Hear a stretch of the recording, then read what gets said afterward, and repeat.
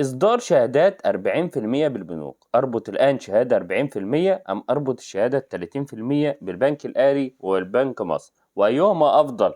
واجتماع البنك المركزي. تعال نشوف الفايدة الجديدة. بس قبل ما نبدأ الفيديو يا ريت تدعمنا بلايك الفيديو وتشترك في القناة وتفعل الجرس عشان يوصلك مننا كل جديد، وما تنساش تشارك الفيديو على كل أصحابك على السوشيال ميديا لتعم الفائدة. والناس اللي بتقول ما بيجيليش إشعار بالقناة، لان حضرتك لازم تنزل اسفل الفيديو بتلاقي علامة اللايك، اضغط لايك للفيديو بيوصلك مننا الشهادات الجديدة وبدائل الشهادات 27% وال23.5% بالبنوك البنك الاهلي وبنك مصر. تعالى بقى بينا نتعرف على الفيديو الجديد. بعد اقتراب موعد اجتماع البنك المركزي القادم يوم 20 فبراير 2025، واللي هيكون فيه مفاجآت كبيرة في الاجتماعات القادمة، لأن عام 2025 زي ما احنا عارفين هو عام تخفيض أسعار الفايدة، وخصوصا بعد تولي ترامب الحكم وبدأ توجيه للفيدرالي الأمريكي بأن يتم تخفيض أسعار الفايدة في الفترة القادمة. وفي حالة تخفيض أسعار الفايدة من الفيدرالي الأمريكي هيكون ليه تأثيره على جميع البنوك المركزية بتخفيض أسعار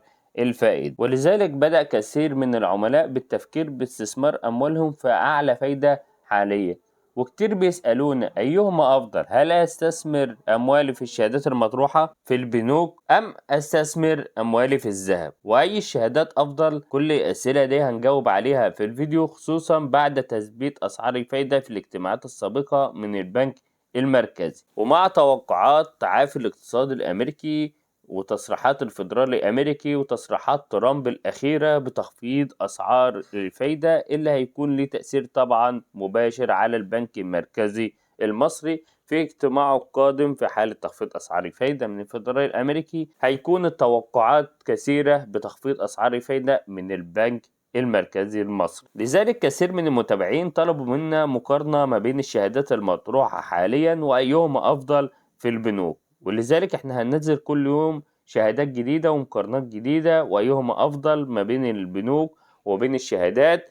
كل ده هننزله على القناة، لذلك بذكرك بالاشتراك في القناة وتفعيل الجرس واللايك للفيديو عشان يظهرك مننا كل الشهادات اللي هننزلها الأيام القادمة. أسفل الفيديو هتلاقي علامة اللايك، اضغط لايك واشتراك.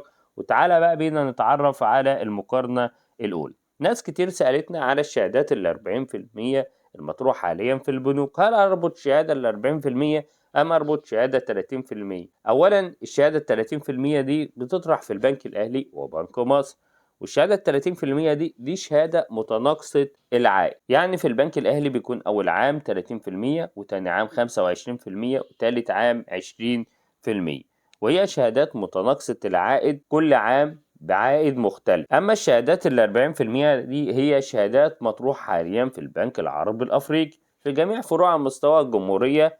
العائد هنا بيصرف مقدما، يعني بتربط الشهادة مدتها 3 سنوات بتحصل على 40% عند ربط الشهادة مقدما. طب الشهادة دي مميزة لمين؟ أولا الشهادة متناقصة العائد بيكون 3 سنوات بتحصل على 75%، لكن العائد هنا بيكون على مراحل طول ال3 سنوات. أما العائد هنا ال40% بتحصل عليه مقدما، تقدر تستثمره مرة أخرى إما في ذهب أو شهادات أخرى أو أذون خزانة. ليك هنا حرية اختيار، لو أنت مش هتستثمر أموالك مرة أخرى يبقى الشهادة 30% أفضل لك، أما لو هتستثمر المبلغ مرة أخرى هيكون الشهادة 40% أفضل لك. ولنا ليك حرية اختيار ما بين الشهادات. هننزل شهادات الأيام القادمة، كل اللي عليك إن أنت بتشترك في القناة وتفعل الجرس واللايك للفيديو عشان يوصلك مننا كل الشهادات.